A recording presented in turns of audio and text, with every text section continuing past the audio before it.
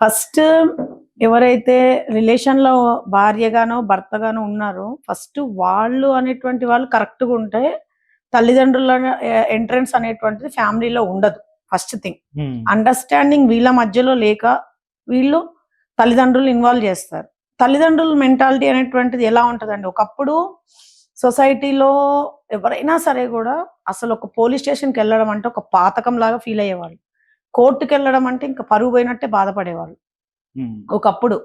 ఆ prestige issue కోసం families అనేటువంటివి చాలా సఫర్ అవుతూ గూడా వాళ్ళ ఇంటర్‌ఫియరెన్స్ వీళ్ళు అడ్జస్ట్ అయిపోయిన ఆడపిల్లకి చెప్పి అలా ఉంచేవాళ్ళు. హ్మ్.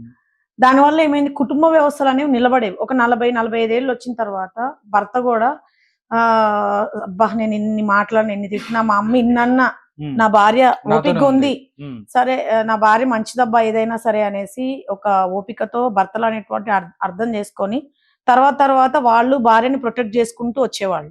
ఆస్తులు రాయడమైనా, నా భార్య మంచిదనే రూట్‌లో ఎళ్ళడమన్నా చేస్తూ ఉండేవాళ్ళు. ఇప్పుడు సభ్య సమాజంలో ఏమైపోయిందంటే, ఒకప్పుడు మేము చదువుకునే రోజుల్లో మా తల్లిదండ్రులు మాకు ఒక బాక్స్ ఇచ్చి, ఇలా టేబుల్ మీద పెట్టు, లేదంటే పెట్టుకోండి అని ఎళ్ళిపోయేవాళ్ళు డ్యూటీలకి. హ్మ్. మేము పొద్దున్న లేచి ఇంట్లో వర్క్ చేసుకొని, బాక్సులు పెట్టుకొని, హ్మ్. మేము వెళ్ళి భోజనం అవన్నీ తీసుకొని బస్సెక్కి స్కూల్‌కెళ్ళేవాళ్ళం. ఇప్పుడు నర్సరీ నుంచి ఒక అమ్మాయొస్తే పొద్దున స్నాక్స్‌కి ఒక బాక్సు, ఆఫ్టర్‌నూన్ స్నాక్స్‌కి ఒక బాక్సు, ఆ! మధ్యాహ్నం వాళ్ళకిష్టమైంది ఒకటి పెట్టి, అమ్మాయికి ఏమి ఇష్టమో అమ్మో, అది. నాన్నో వాళ్ళని మంచిగా రెడీ చేసి, కార్‌లోనో, బండిలోనో వాళ్ళకున్న ఫైనాన్షియల్ కెపాసిటీని బట్టి స్కూల్‌లో ఒక దించుతారు. స్కూల్‌లో దింపి, వాళ్ళని మళ్ళీ స్కూల్ నుంచి వాళ్ళు బయటికొచ్చేయడానికి ఒక 15 నిమిషాల ముందే ఎళ్లి పేరెంట్స్ వెయిట్ చేస్తున్నారు. అంత ప్యాంపరింగ్‌గా పిల్లల్ని పెంచుతున్నారు. అంటే వాళ్ళకి అసలు ఎలా పెరగాలి? ఎట్లా పెంచాలి? అన్నది తల్లిదండ్రులకు కాదు. మా పిల్లలు బాధపడొద్దు. చిన్నప్పుడు మేము బస్సెక్కెళ్ళాం. వాళ్ళెక్కొద్దు. హ్మ్. చిన్నప్పుడు మేము బాక్స్ కట్టుకొనెళ్ళాం. వాళ్ళు కట్టుకోవద్దు.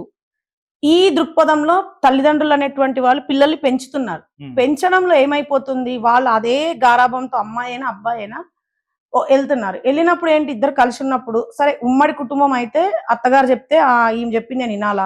మామగారు చెప్తే ఈయన చెప్పింది నేను ఇనాలా?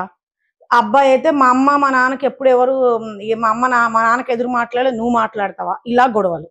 అలా గాకుండా వాళ్ళు ఇండిపెండెంట్‌గా, ఇండివిడ్యువల్‌గా వాళ్ళొక సంసారంలో చేసుకుంటే, అమ్మాయికి ఓపిక లేనప్పుడు, ఆ అమ్మాయి ఏదైనా పీరియడ్స్ ప్రాబ్లమ్‌లో ఉండో, పడుకుంటే హస్బెండ్ నాకివాళ ఓపిక లేదు నువ్వు వండంటే, మా అమ్మ నాకు పొద్దున్న లేచి హ్యాపీగా వండి పెట్టేది. నాకన్నీ వేడి వేడిగా చేసి పెట్టేది. నిన్ను చేసుకొని నాకు కర్మిలా గాలింది. అని మొదలెట్టుద్ది. నేనేం పెట్టను. నేనేం చేయలేను అని అబ్బాయి మాట్లాడడం.